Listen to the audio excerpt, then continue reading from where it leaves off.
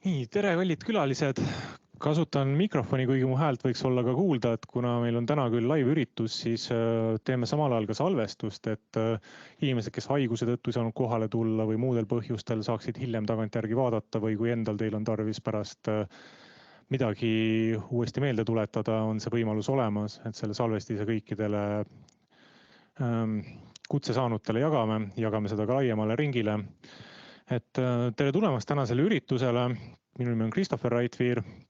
Esindan siin hetkel nii Tallinna linna kui Kliimaministeeriumit, et kogu see projekt ongi selline suure võimas ühisprojekt kahe ministeeriumi ja Tallinna linna vahel, et kuigi Kliimaministeerium on siin eestvedaja, siis kuna meie planeeringute osa Eesti Vabariigis reguleerib just Regionaal- ja Põllumajandusministeerium, on meil väga hea meel, et meil on sealt ministeeriumist tugevad spetsialistid selles meeskonnas ja ka Tallinna linna poole pealt on seda, nüüd ütleme sellist nagu infomudeli põhise planeerimise idu ja alget üritatud juba mõnda aega külvata ja siis natukene ka sellest projektist, et selle eesmärk nüüd ei ole nüüd selle aasta jooksul juba jõuda selleni, et te peate kõik kohustuslikus korras hakkama mudelpõhiselt planeerima, vaid et me hakkame sinnapoole liikuma, üritame välja selgitada, et missugune loom see mudelplaneering võiks üldse olla, et mitte seda teha kuskil sellises kitsas süvariigis, nagu teatud poliitikutele võib-olla meeldib öelda, tahamegi teid kui selle valdkonna spetsialiste võimalikult palju kaasata,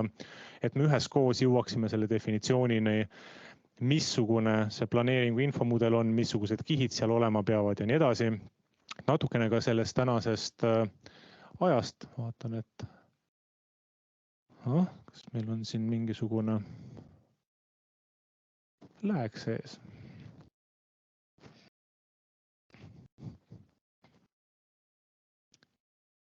Nagu ikka on kombeks saanud, et kui kusagil natukene midagi peab ka üle kandma, siis on alati mingisugused tehnilised tõrked. Et üritame selle kogu ürituse kokku võtta niimoodi, et saaksite süüa ka sellist hilist lõunat. Kahjuks me teid sooja toiduga täna ei kostita.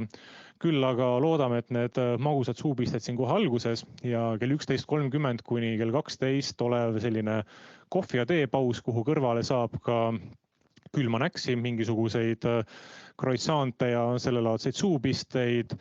Muidugi mainin igaks juhuks ette ära, et kuna ma ei küsinud teie kõigi käest ka, et missugused on teie toidueelistused, siis suurem osa suupiste valikuid on lihaga, aga on ka väike portsjon selliseid vegankõlbulikke tooteid.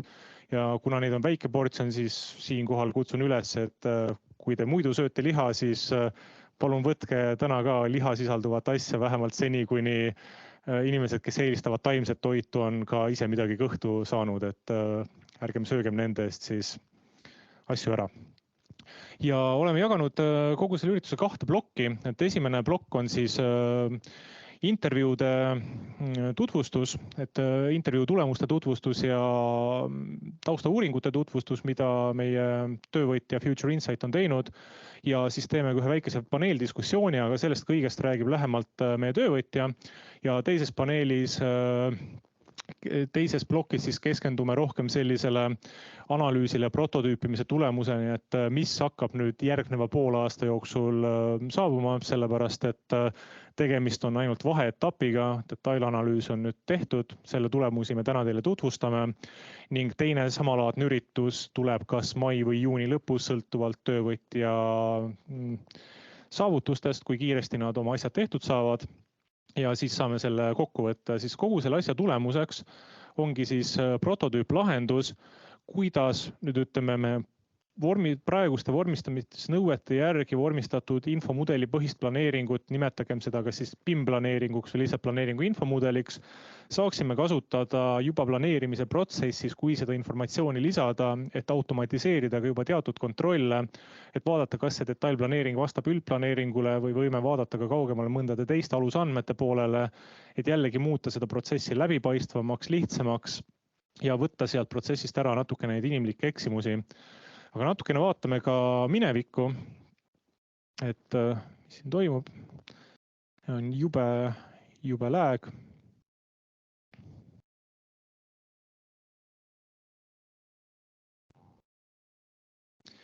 On täna ilmselt mingisugused internetiprobleemid, et kuna on meile tulnud tähtis väliskülaline, siis lisaks sellele, et on meie füüsilist ruumi piiratud siin liikumisega kesklinnas, on tõenäoliselt ka meie neti natukene koomale tõmmatud, aga katsume sellest jälle üle saada. Üks moment, palun.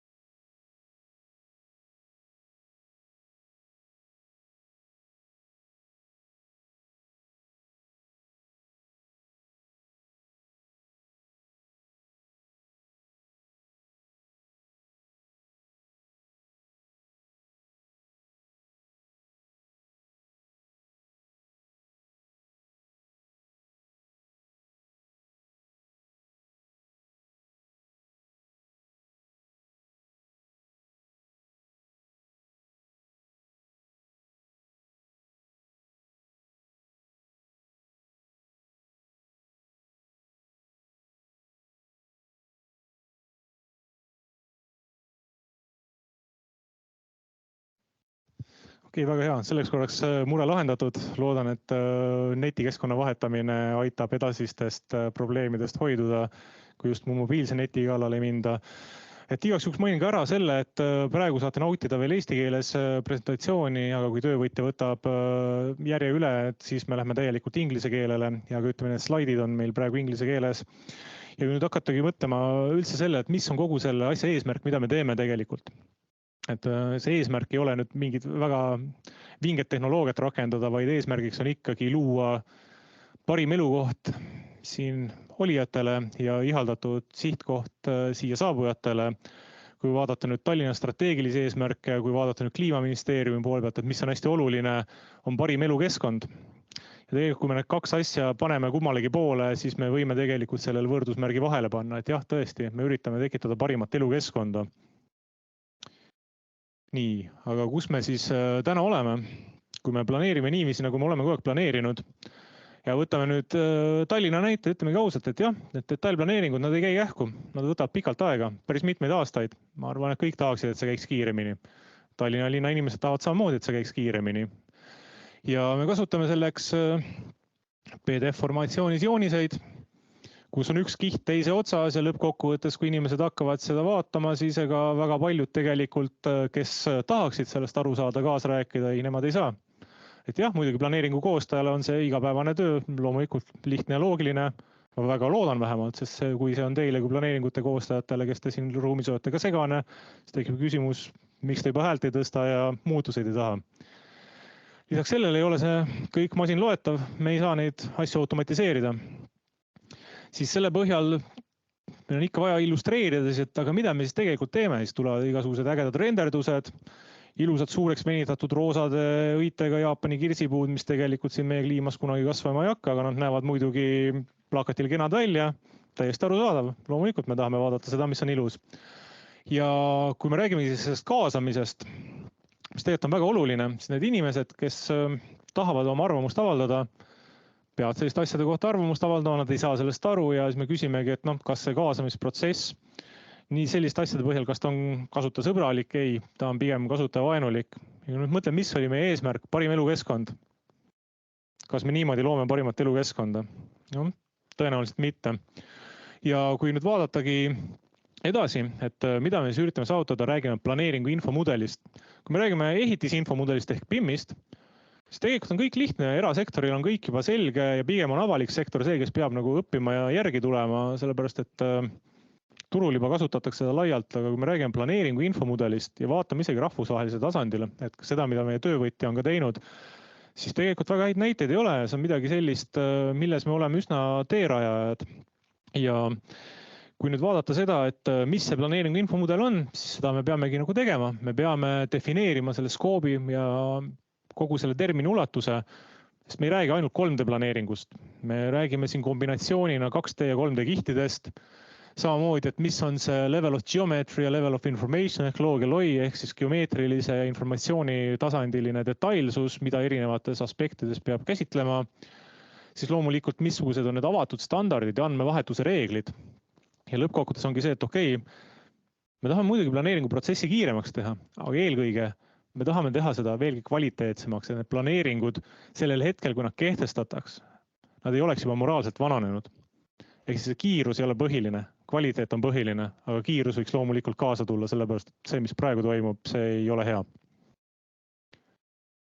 Ja ka mõningaid näiteid, et kuidas me oleme Tallinna poole pealt hakanud seda asja arutama väikeste pilootide haaval, et võtsime järvetornid, ammu valmis ehitatud, võtsime selle planeeringu ette, vaatasime, kuidas me tekitaksime sellised infomudeli kihid, et niimoodi, et need puud ei oleks ka ainult illustratiivsed, neil oleks informatsioon küljes, kuidas oleks hoonestusala.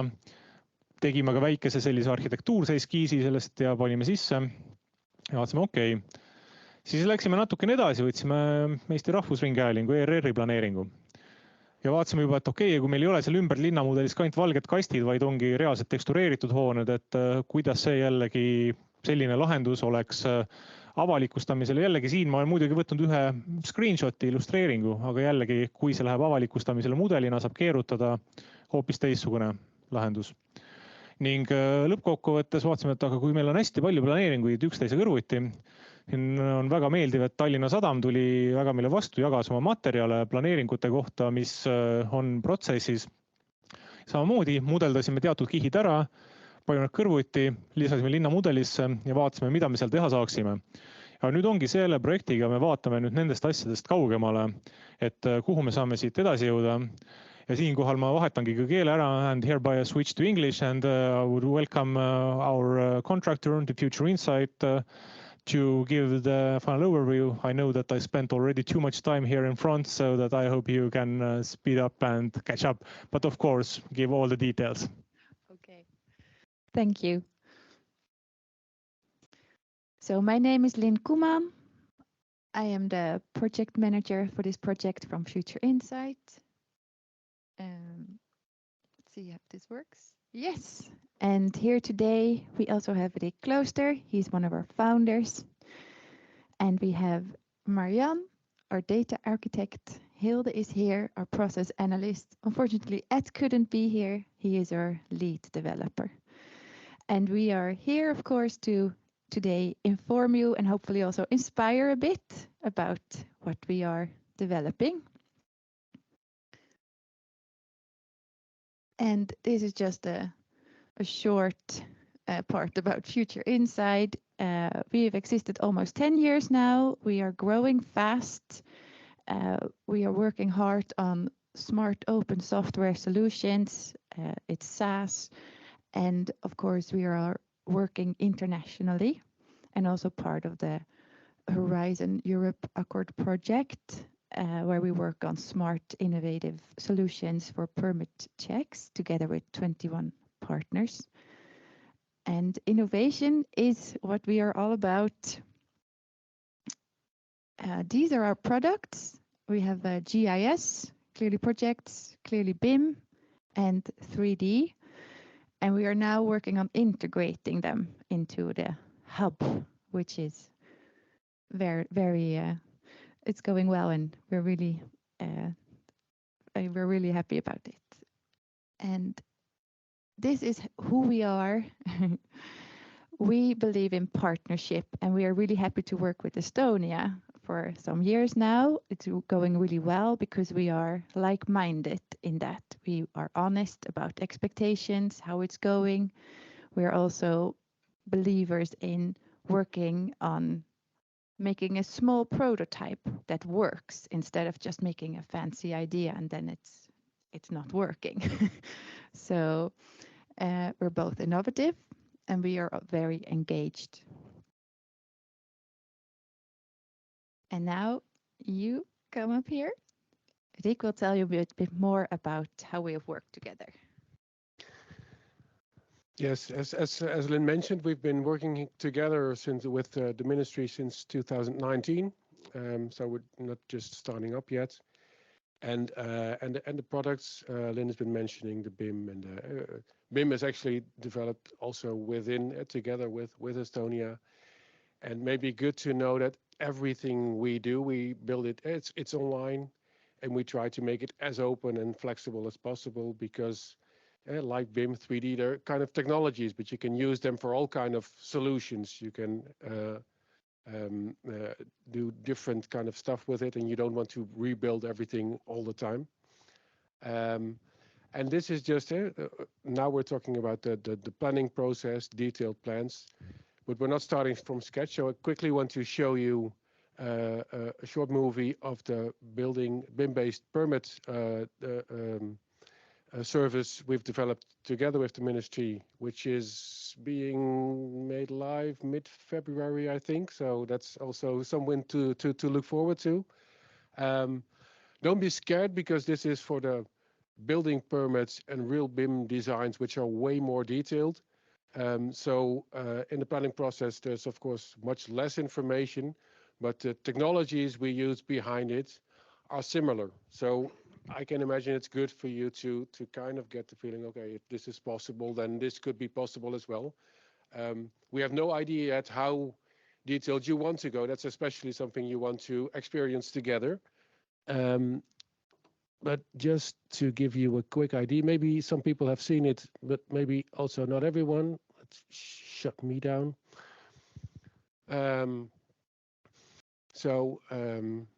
I think the first part is a little bit slow. So this is kind of the idea. You already have architects, developers, everyone who is already developing or making designs. And a lot of time these are already BIM designs. There's software for that, Revit, Archicad, all kind of stuff.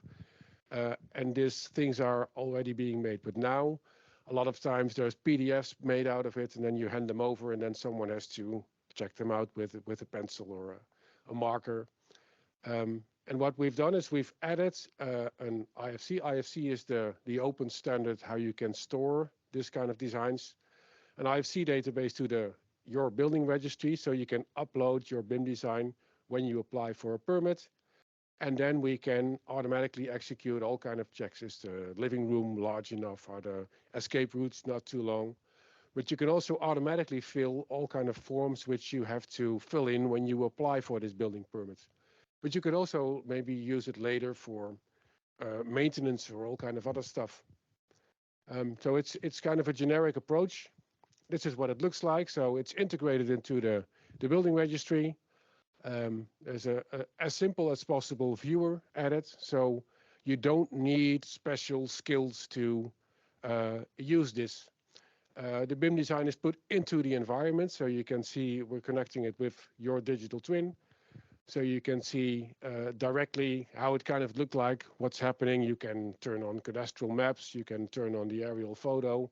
You can turn on other buildings. You can turn on whatever is available or what's necessary for a specific step in this process. And there are some simple controls to turn off and on floors. You could even measure. So some simple tools to quickly get a grasp of what's actually applied for. The idea is that the architects can do this themselves, so you can easily check yourself what's happening, and then when you upload, automatically these checks are performed. So this is a check, are the doors opening in the right direction, looking at the escape routes, and then the green ones are good, and the right ones and the red ones are wrong. And you can see it's grouped according to the regulation. It's not complete. It won't be complete for a while. It's something that will grow. And it's also something which you have to experience, what works, what doesn't work. What's this? There is the ramp not too steep for wheelchairs, something you can really easily check. Maybe it's checked now, maybe it isn't, but now it's done automatically. Can you fall off the stairs? So we've removed the handrail over here, and then you can see, oh, that's dangerous. And the nice thing about this is that the architects, developers will be able to do this themselves. So while designing, you can check quickly, and then when you're done, fix it. And then when everything is okay, you can apply for your permit. And also the permit issuers can use this. You can add comments, and this way communicate.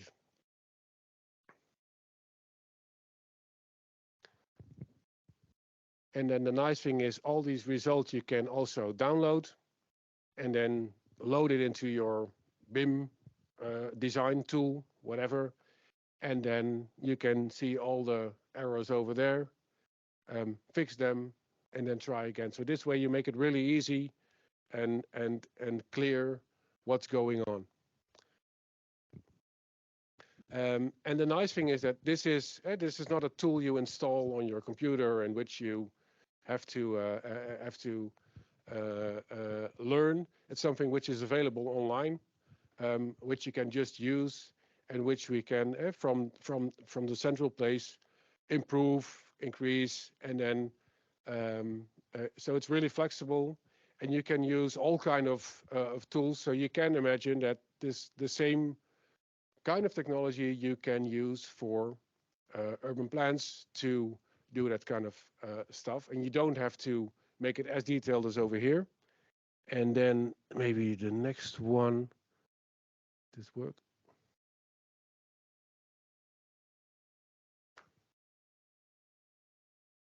How it works. And the nice thing,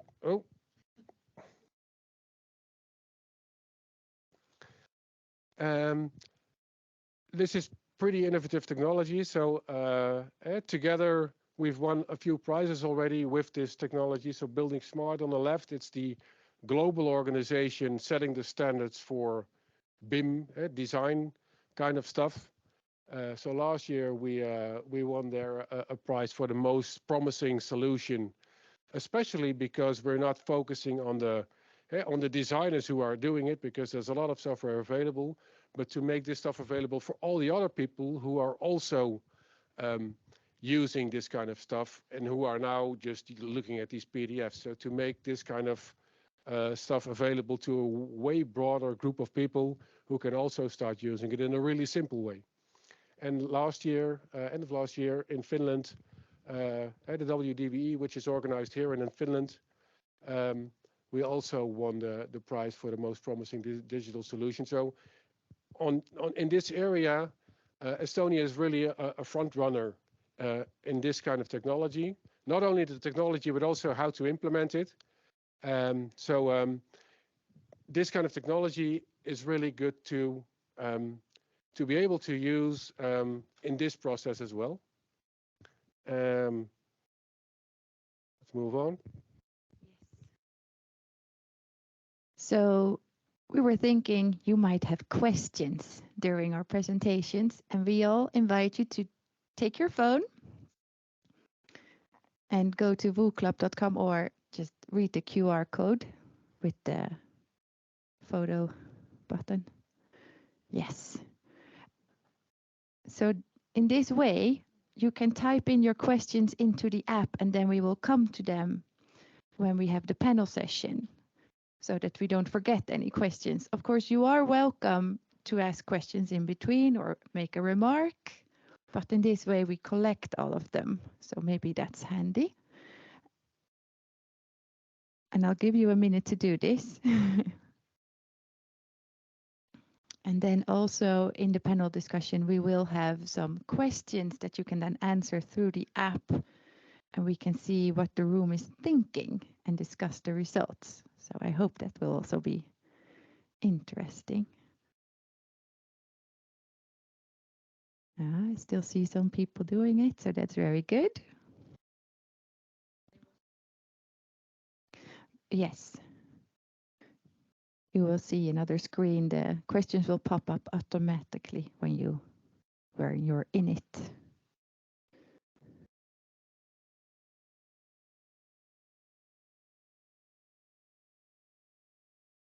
Yeah. Does anybody have a question? Is it working for everybody? Yes, I see nodding heads. That's good. Okay, I think we're good. Then, so this was our planning. As you see, we are now at the end of the detailed analysis at the public event where you all are. And so we've done interviews and we've done research, desk research, and come to results from our analysis. And this brings us to what we are now going to do, because the desk research will now be told about by Marianne, and after her, the interviews and the results from the interviews will be discussed by Hilde. And so we have analyzed them and come to conclusions and recommendations. After that, we will first have the panel discussion where you can ask all your questions. And then we will have the break, coffee. And after that, we'll discuss the value case, what we're planning to do as a solution. So please welcome Marianne.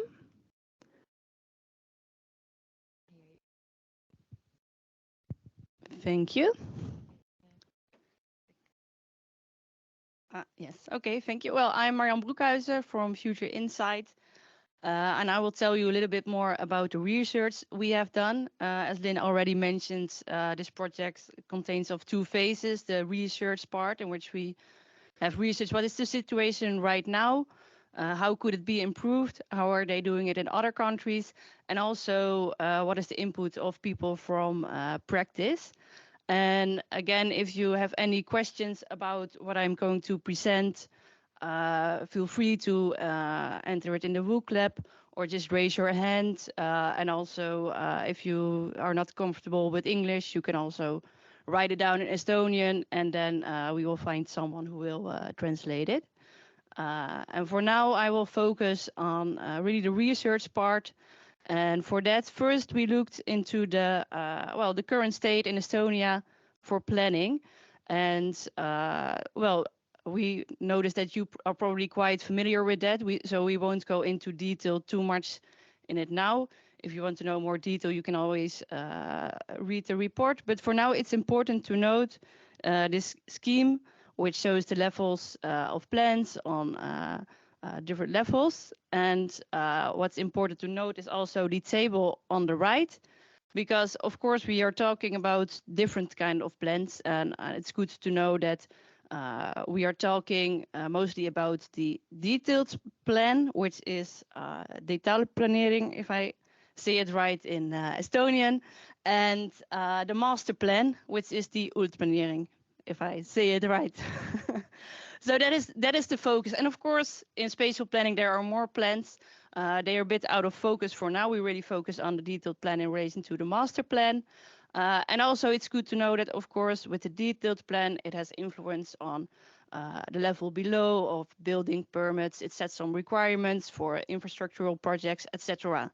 So yeah, that's really a planning hierarchy there to note.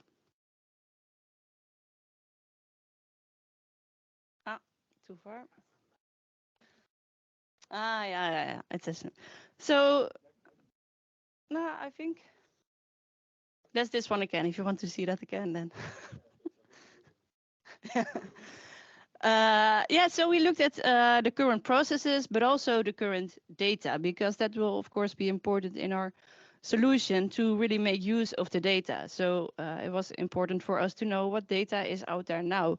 How are plans structured now? And of course, you have the written part of the plan, but also you have the map, the drawing. And currently, we saw that a lot of plans are made using CAD, like Autodesk, Archicad, and they can become pretty complicated, pretty detailed. Also, often there is a lot of information on top of each other, so it becomes less readable. And sometimes, because it's a data format which not everybody knows, it gets exported to PDF, so there's not a lot of data kept. And also we noticed that, we know that there was little standardization up until Planck in the plan, so people would draw it differently. And next to CAD, you also have some plans in GIS. That's mainly like master plans that sometimes people use GIS, so ArcGIS, for example. But also still a lot of plans on paper or PDF, and that's mostly also, of course, because they're older plans, but it's something to consider that not every plan is already data and information.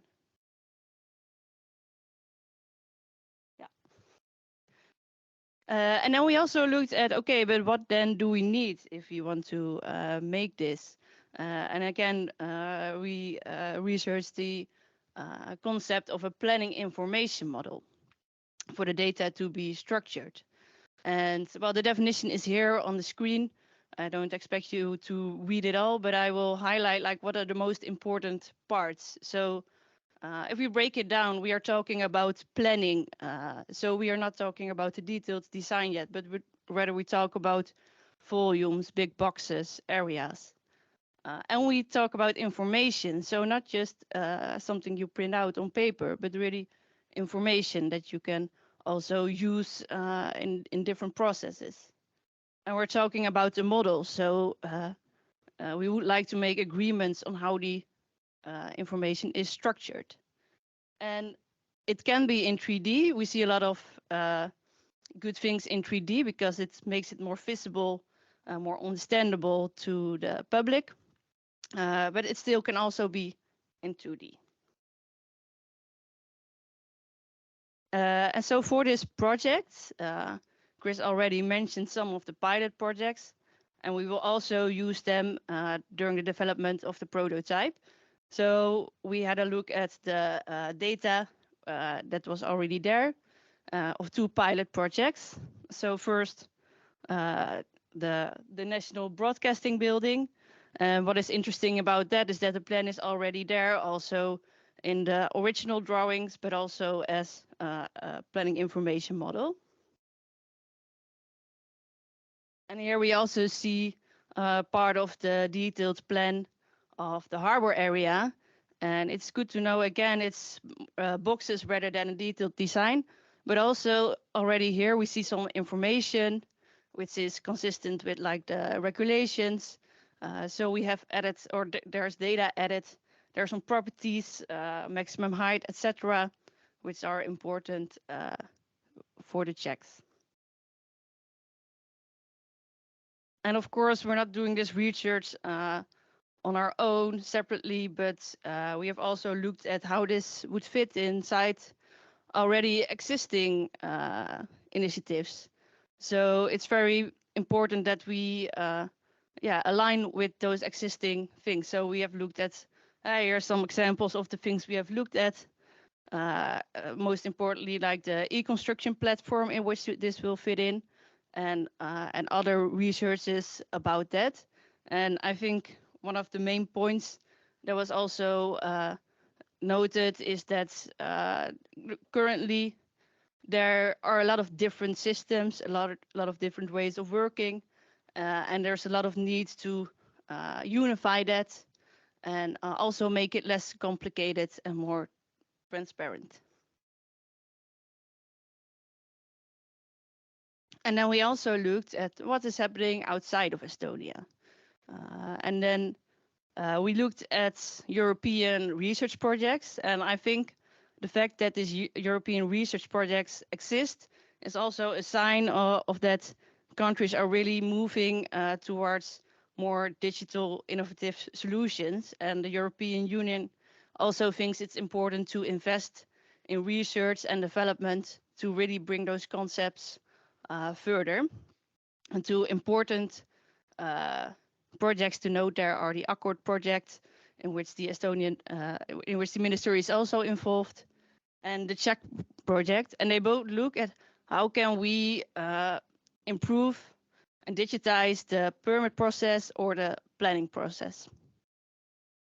But also other countries are looking at mainly BIM on a more detailed level. For example, in Finland, they have made also some building permit checks, just like Estonia. But we see that even though a lot of countries are researching it, or they are interested in it, there are not a lot of initiatives yet to digitize spatial planning and to really make it concrete. One interesting project to note, though, is the BRISE project from Vienna, Austria, in which they also tried to make a spatial planning model for which they could check also the detailed plan. So that is quite interesting to look at. However, they are making these models at the end of the process. And it would be more ideal to have the same data throughout the entire process. So that was the desk research part. And of course, we also spoke to a lot of you, and it's also nice to see you here. So I will give the word to Hilde.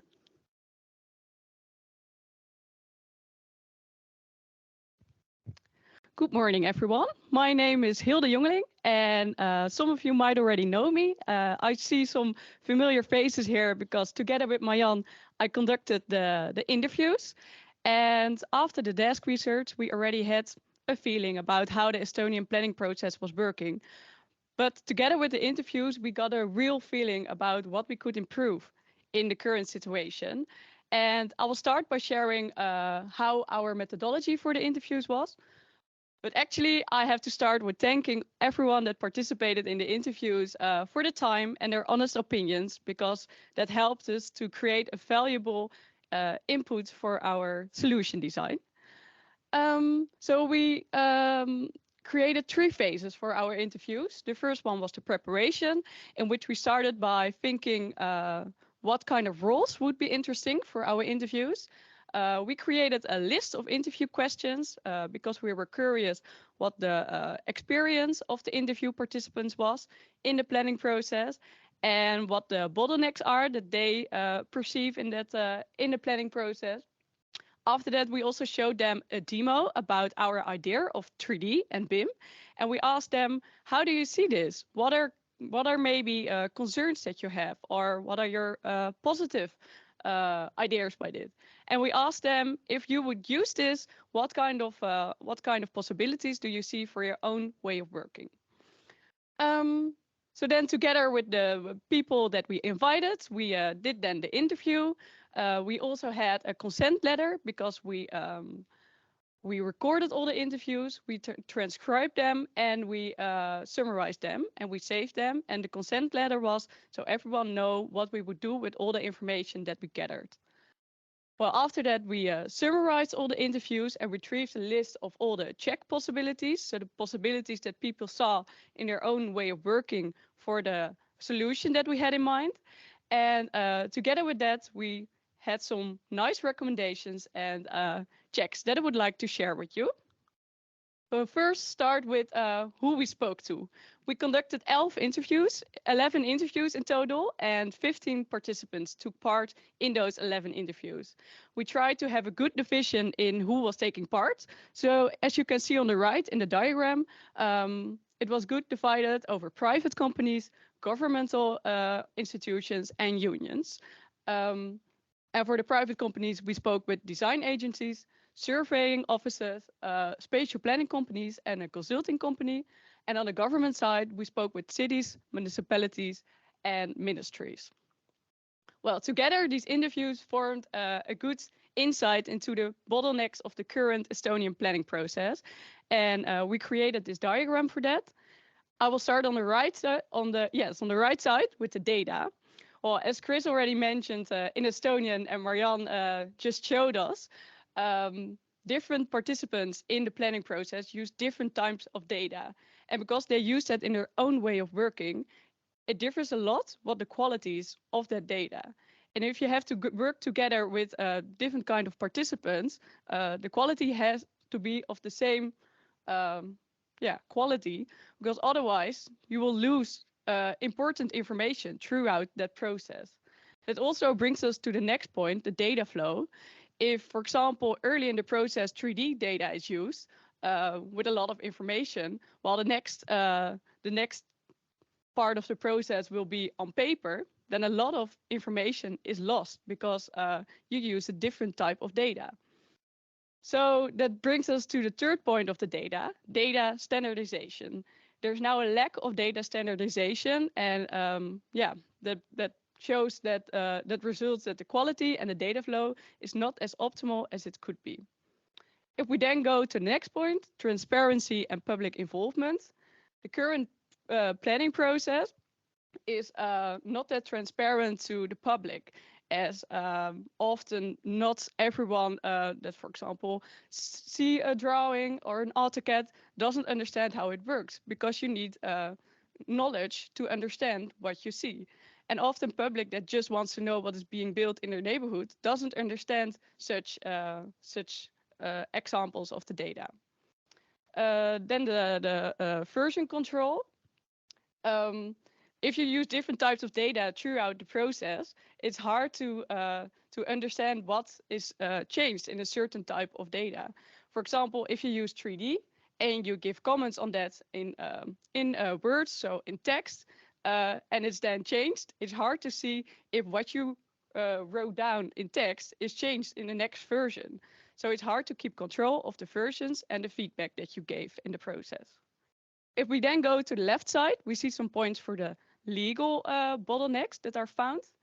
If we start with the top bottom, bureaucracy, well, the modern society is growing, and that means that different types of solutions are now available, while the law still states that, for example, publication in a newspaper should be done.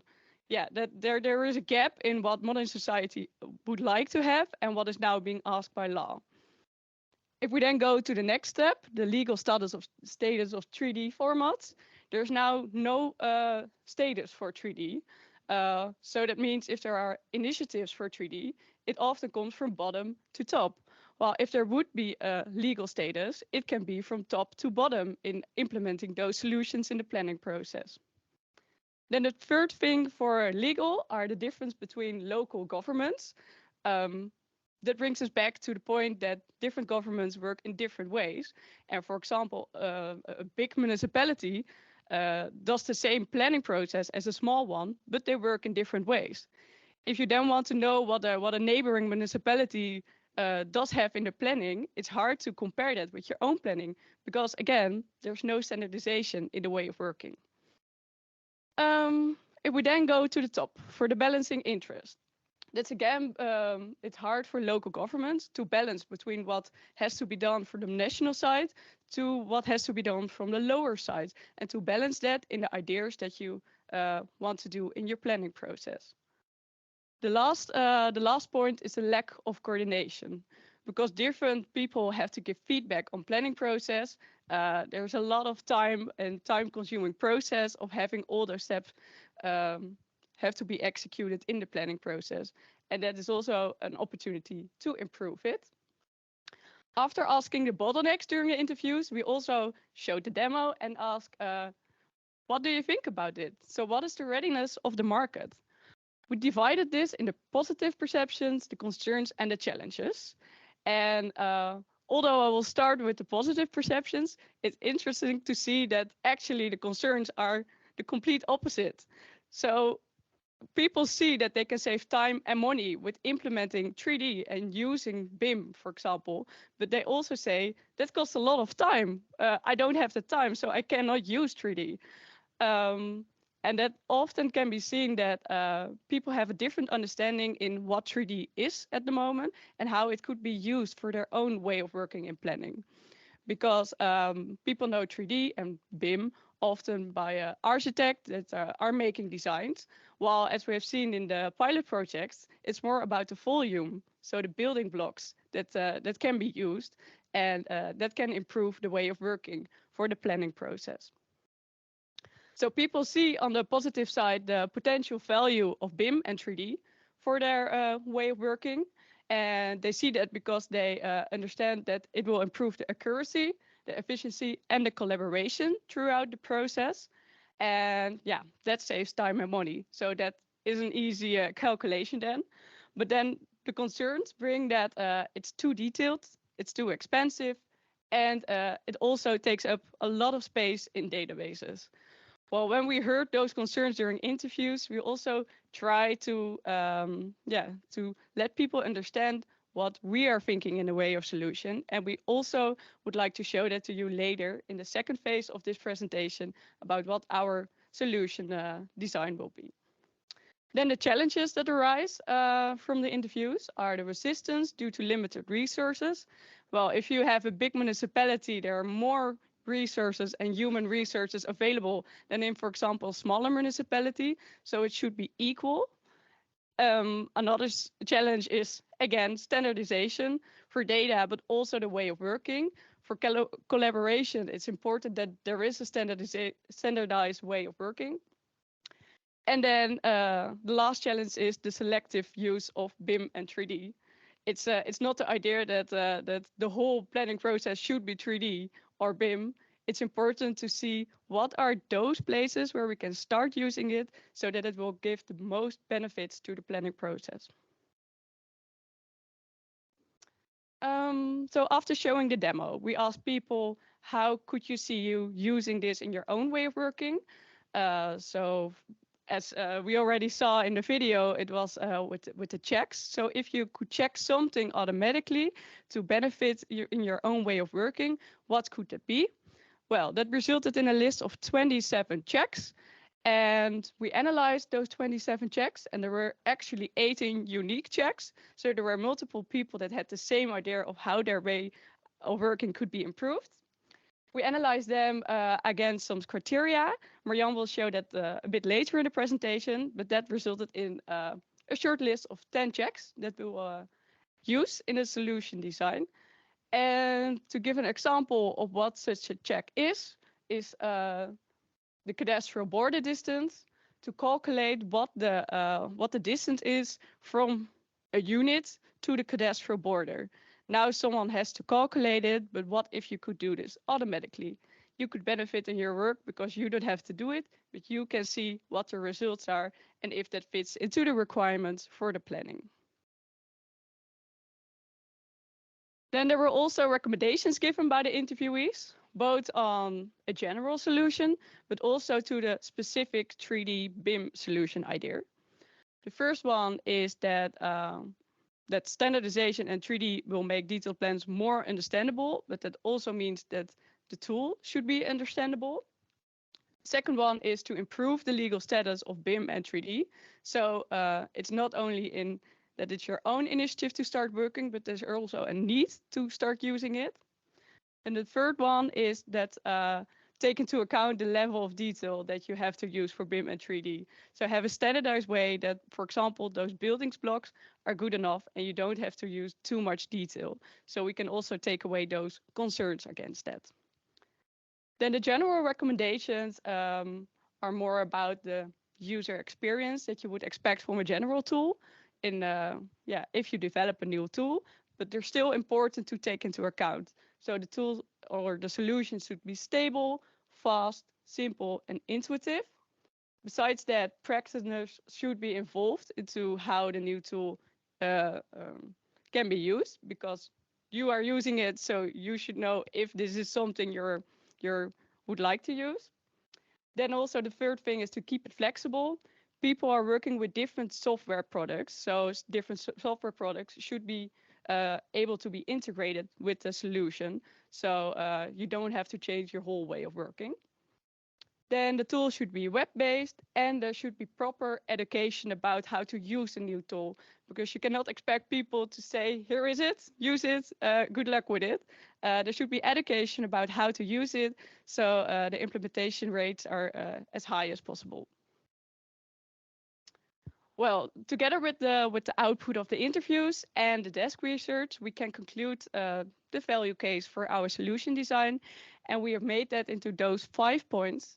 The first one is standardization. I've already said it a couple of times, but I can say it one more time. Standardization is very important to create a tool that is useful for everyone and not for only specific cases. The second point is 3D visualization, especially because now still 2D and paperwork is used. 3D visualization can not only improve your own way of working, but also that openness to the public and to all stakeholders in the process. Then the third point is interoperability and reuse of data. This comes back to the data quality and the data flow. There's a lot of improvement possible there. So we would like to take that into account for our value case as well. The fourth point is time saving, but that also brings us to cost saving.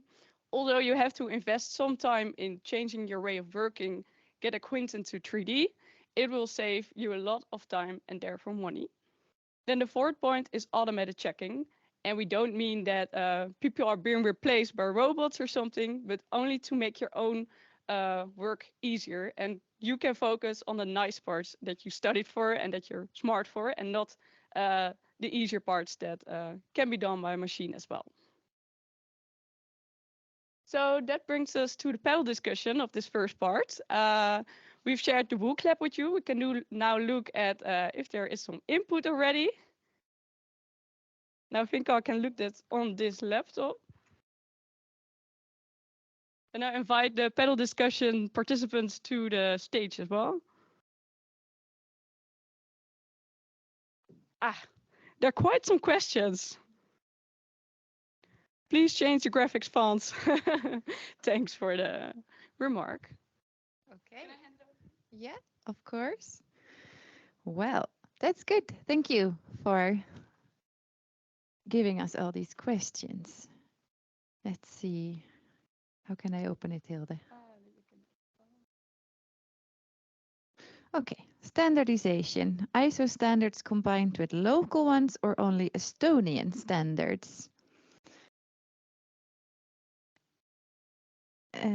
Let's see, who can answer this question? Question. Does it work? Yes. Yes. I think what we typically do is, at the one end, we use international standard like ISO, but there's OGC, Building Smart, there's all kind of standards which are available, but then typically they're also set up in a more flexible way so that you can tailor make them or populate them for your local situation. So for the BIM stuff, there is a general standard, and then there's a local Estonian implementation within that standard. And that way, you can build a solution which works here, but could also work, for example, in Finland. We've been working in Finland as well. They're using exactly the same thing, but just for their local situation. So I think in general, that's kind of the approach you want to take, because if it's only an Estonian standard, which it's tailor-made only for here, it's not really scalable, not flexible. So when possible, using international standards. Anything to add? I totally agree with Rick that it's not wise to start inventing the wheel again. Lots of standards are internationally used, and of course they might not be applied to our environment one by one. We need to modify a bit, but to use the international standards is a wise thing to do. Yes, and of course, when we're like looking at the planning process and talking about standardization, we have to standardize even like these kind of like small things, like for example, when we're talking about the way of usages for the master plans and detailed zoning plans, so that in Estonia it would be like juhtotstarve, sihtotstarve. So like what are they really like when we're talking about the usages of the planning, like the building itself? Then this is like on the regulation level, it is standardized. You have like the 6-number code for the building and says what type of building it is. Perhaps not the best standardization, but at least something to work with. And also like when we're like modeling something or drawing something, like so that it would be similar, also that we have the same data structure, and of course that even like this kind of like color representation of the elements, that even on this kind of like level. Good. Is the question answered? Yes. Okay, good. We go to the next one. Oh, wait. Let's go back. Oh, it's the wrong one. see. Move there.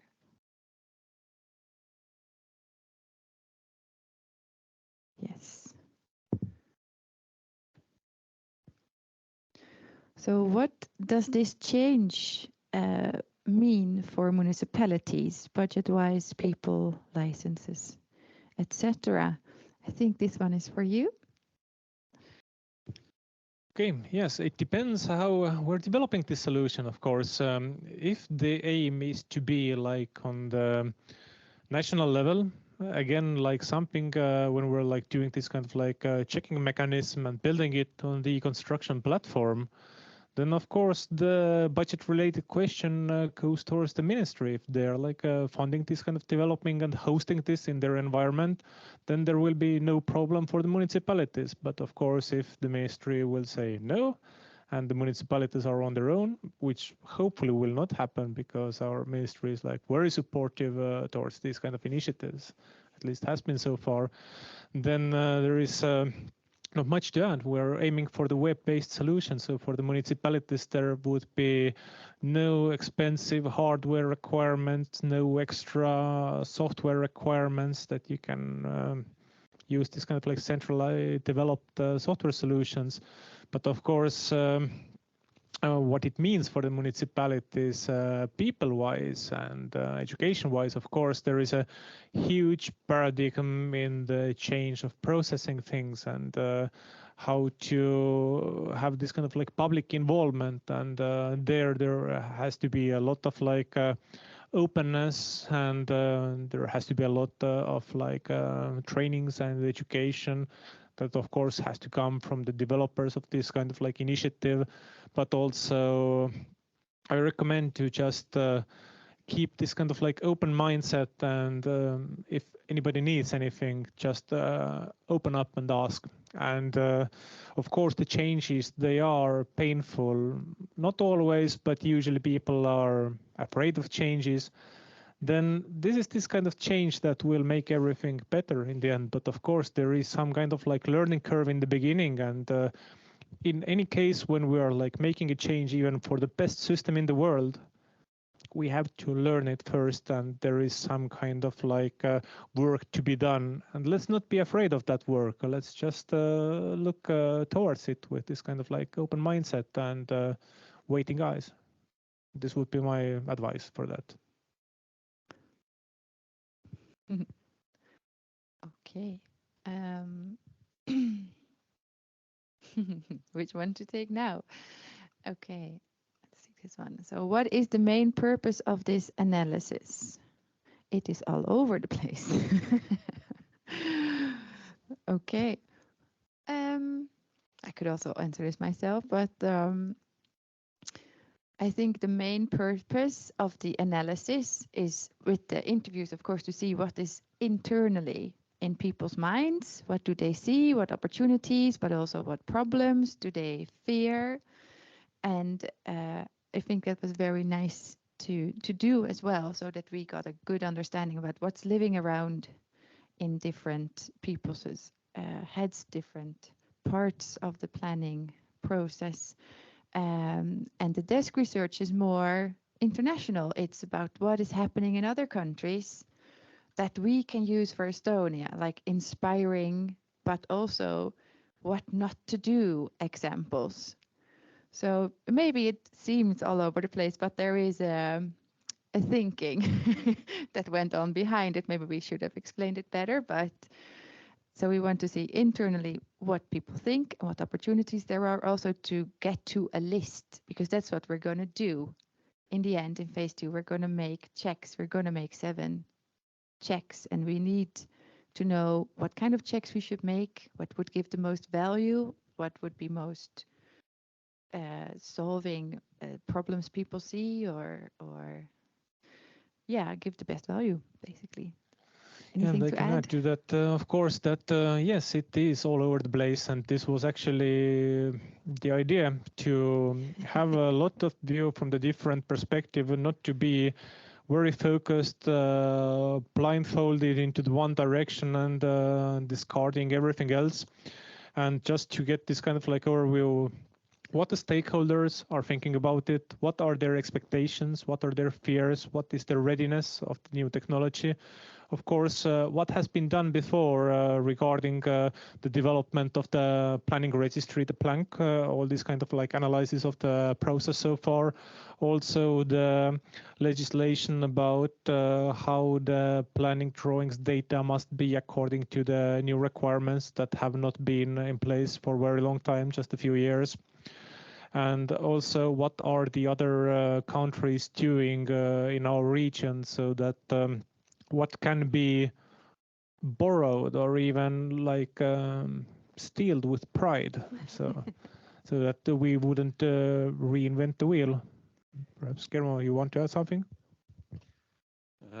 I will add that for the spatial planning field, I would say the most useful and reachable goal is to find out which kind of data we will need to apply this kind of automated checks, which kind of data we need from detail plans, which kind of data we need for master plans, so on. So I really hope that at the end, in June, July, something like this, we will know how to standardize and how to move forward in spatial planning field as well. And I think the most, let's say our government's aim is to make the spatial planning processes faster. And this is like one baby step towards this goal.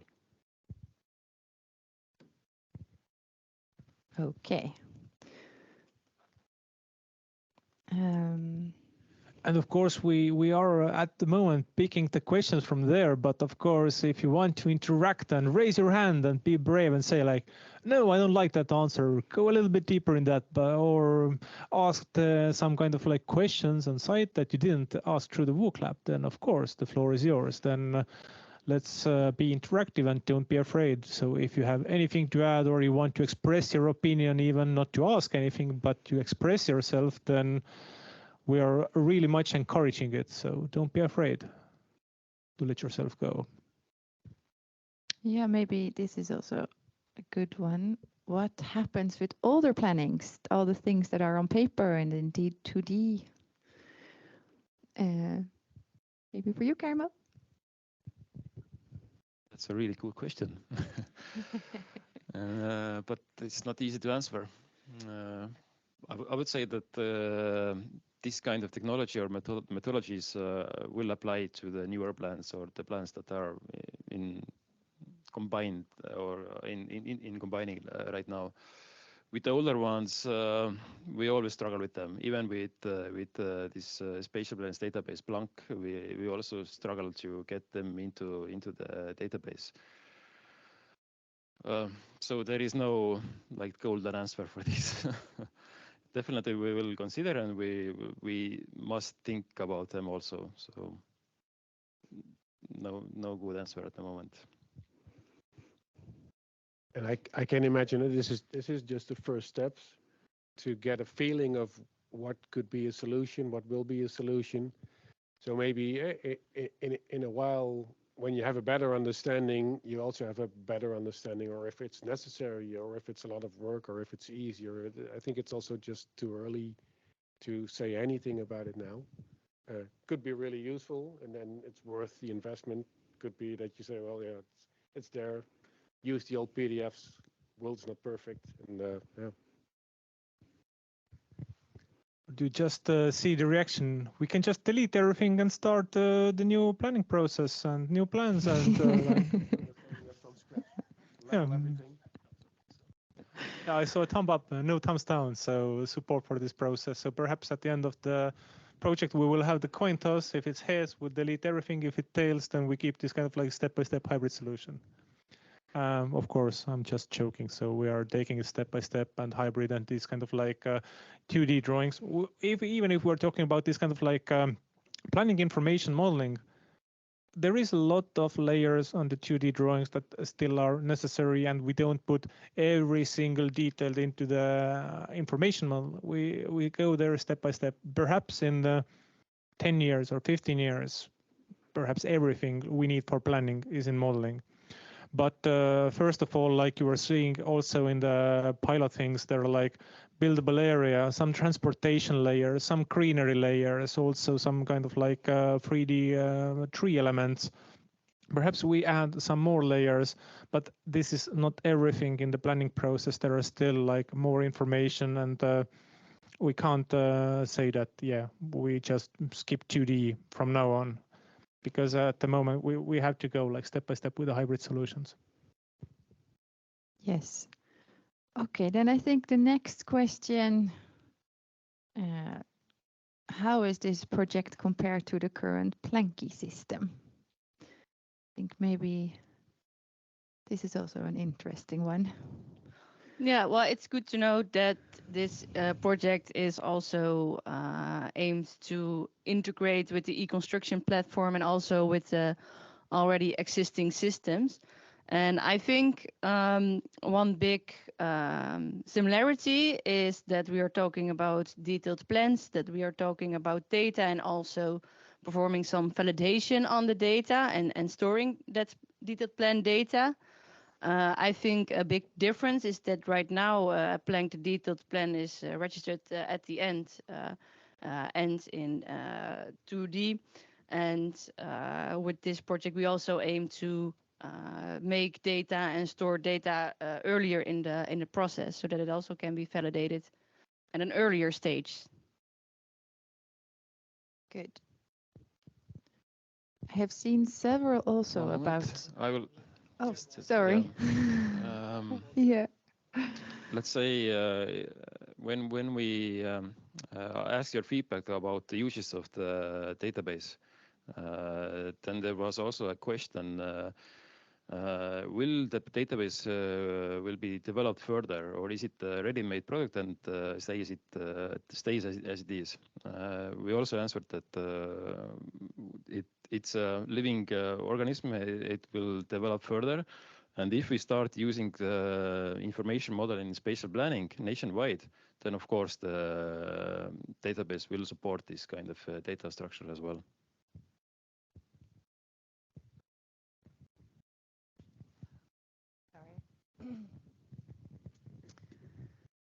Okay, so I think there are some more questions actually about standards.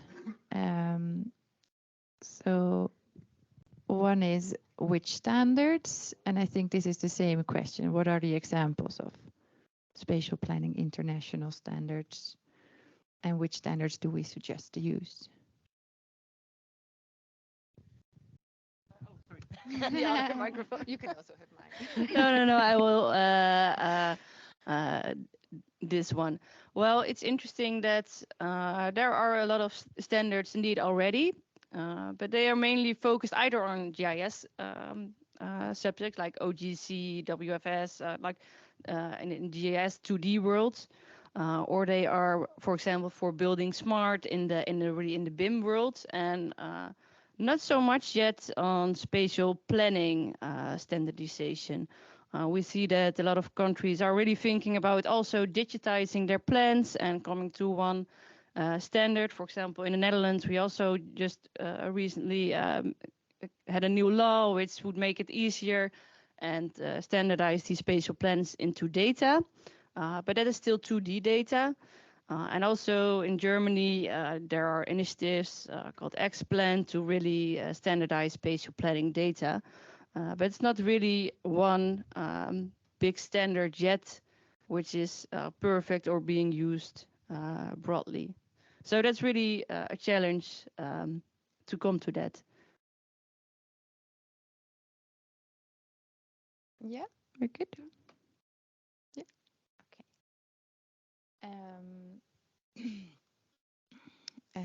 So this one maybe, is the BIM-based planning going to be linked with PlanIS?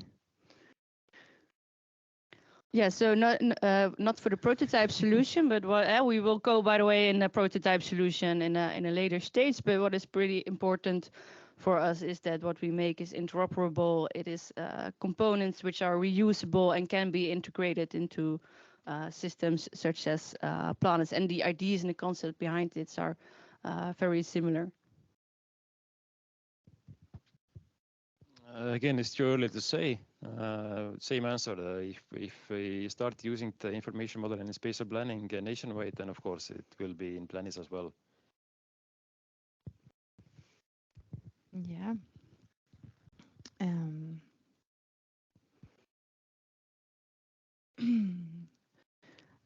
So demands for I want to add that if we think of this kind of solutions, then maybe the outcome will not be much different as it is today. Maybe we still formulate the spatial plans as we do it today, maybe just a little bit differently, just a little bit. And the technology is creating the visualizations and all the 3D and everything we want to have from the data that we are creating today. So it doesn't mean that everything will change like 180 degrees and we must run to other way. So we must think of the current practice and the vision that we have and to combine all of those. Okay. So this is, of course, also like a bottleneck that we have heard. The demands for detailed planning are so complicated that it's complicated to put everything to BIM or in BIM. I will start with that, but yeah, of course. But as I was mentioned earlier, that this goes step by step, and then also this kind of like these demands. We can see also when we're starting to do these kind of like processes, then we can also investigate the demands. Are they reasonable? Are they measurable? Are they reachable? Should there be these kind of demands? It's not only that take everything existing and digitalize, then nothing will work. It's like this, that we also have to investigate like how these kind of processes that are nowadays, are they really good processes? Should we change something in the process? Perhaps some demands as well. And of course, not everything can be put to BIM. It's like I mentioned earlier, that some things just stay as it is, but we don't know the full scope of that yet. But what we have been learning with this kind of like BIM-based building permit checking as well, like if we want to check everything, then we have to reform our legal system very, very much. It would be huge work so that we can check some things, but some things that are in the law even, they are not even measurable for humans, moreover for computers. And these kind of like different levels of the interpretations leave too much space, and if you automate all these things, this is like more of a hustle than the profit gain from it. So that we can't only rely on the technology, but when applying this kind of technology, you have to really think like why we are doing these things that we're doing, and are they really reasonable things, and perhaps should we change something in part of that. Maybe the person who asked this question can come to me later on and elaborate more what is so complicated there. But I believe that what makes actually this complicated is that we don't speak common language. For example, those juht- ja sihtotstarved, every municipality can define their own definitions.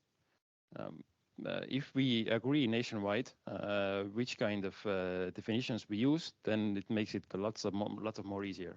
So maybe this complication will go away in some time if we start with the standardization.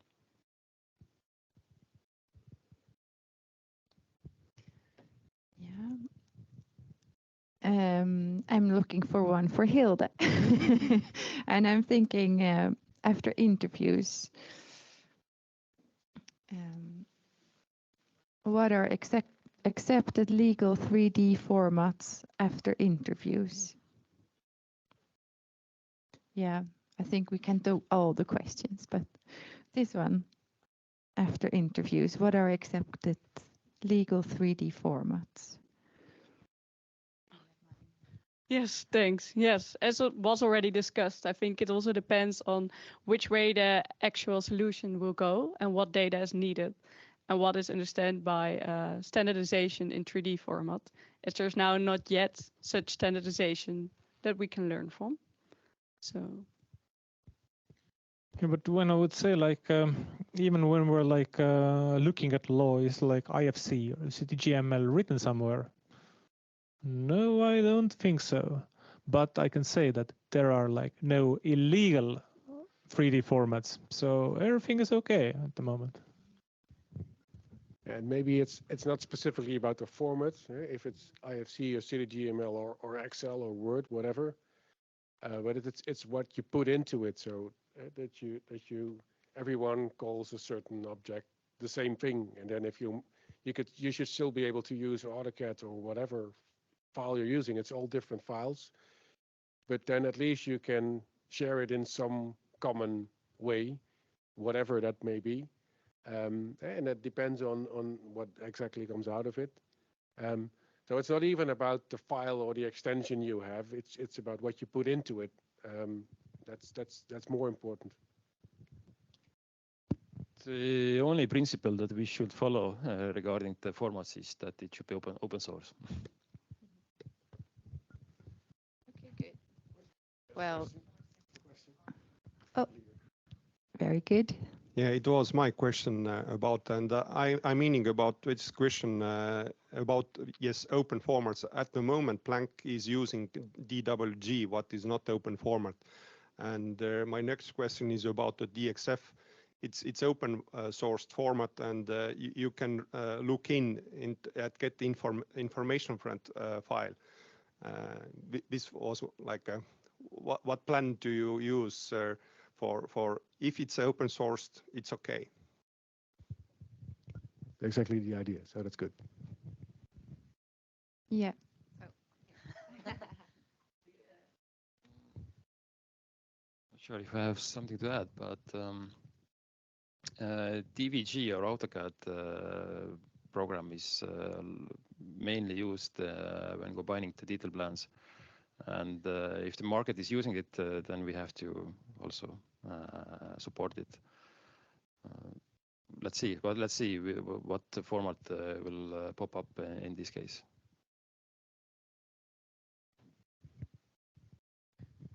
Yes, but just to calm Janek down a little bit with some positive things, at least, that in our way, when we are starting this kind of like prototyping and having the assumptions, we are looking if like the IFC format can be the solution, because in that case, this kind of like information model could be used by the architects in the construction design in the later stages by their softwares, whatever software they would be using, importing the IFC into that, and work around that would be technologically feasible. But as the IFC is mostly focused on the construction design on the building level, and there are like no planning entities, we have to see, of course, how it suits the zoning planning, and how this kind of information can then go also to the digital twins of the city or the country, which mostly operate when about open standards on the city GML level.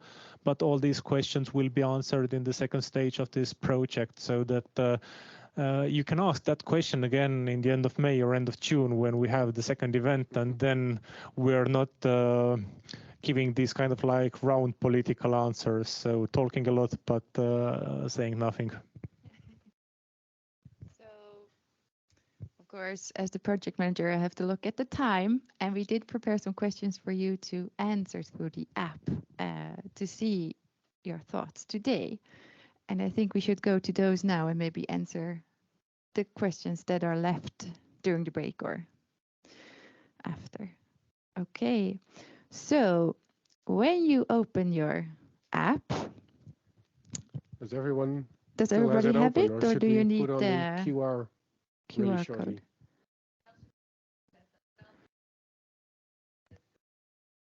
That's true.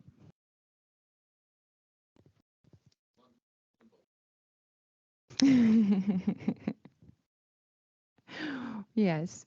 When you think of digitalization in the planning process, I think of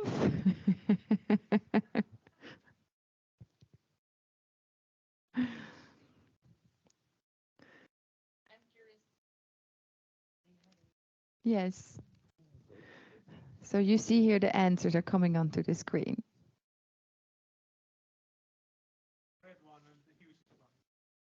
Yeah.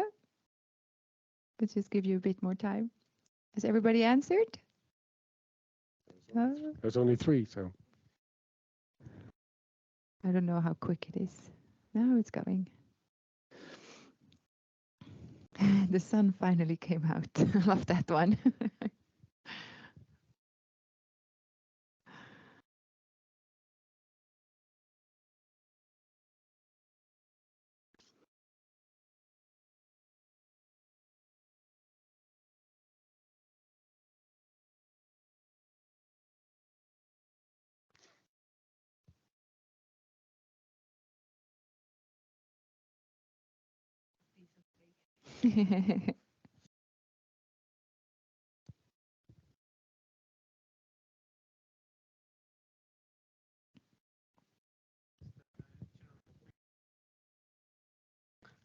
Let's try.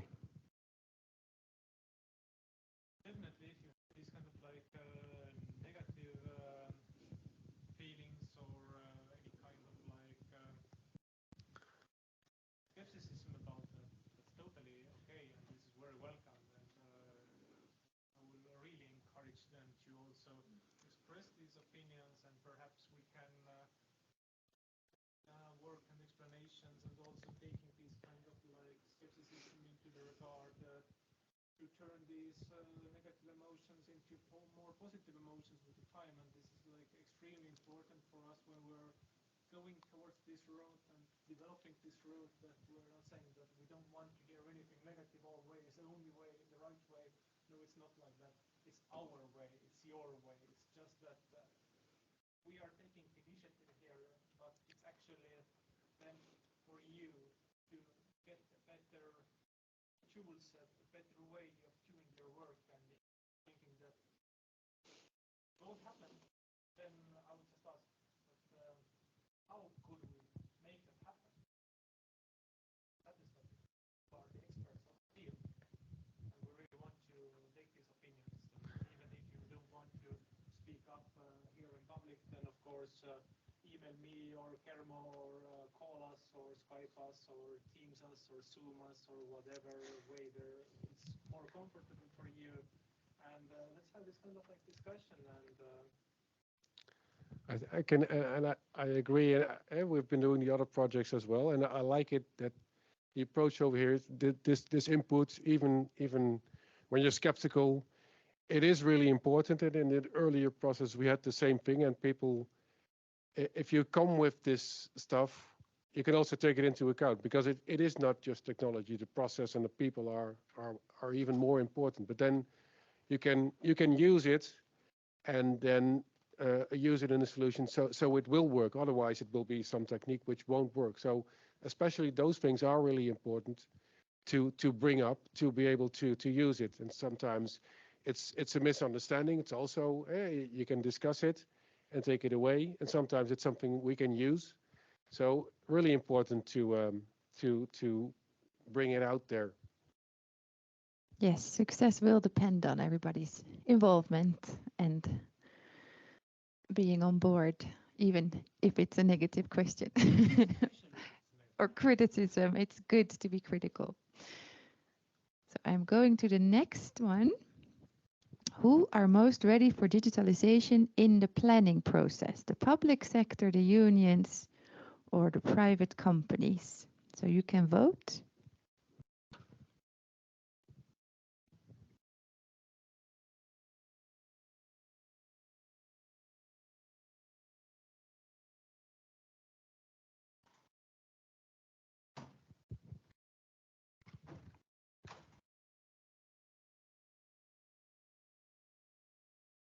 What's the correct answer?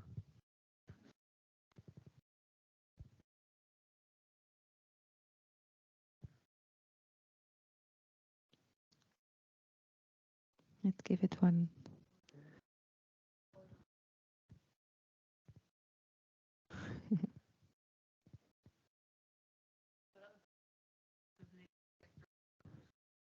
Yes, public sector unions private companies.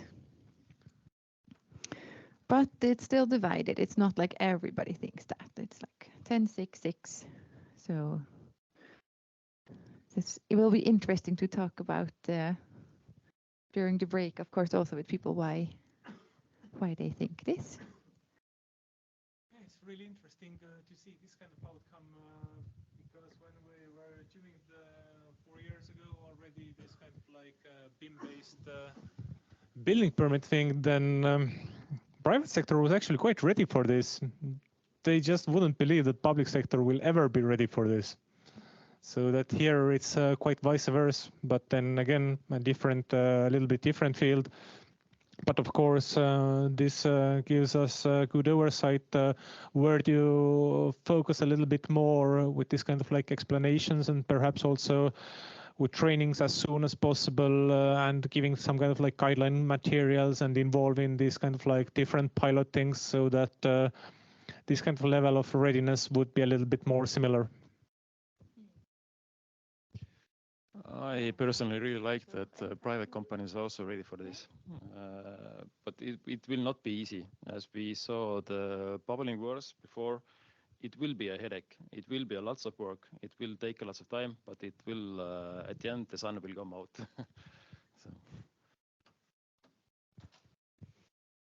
So it's 11:30.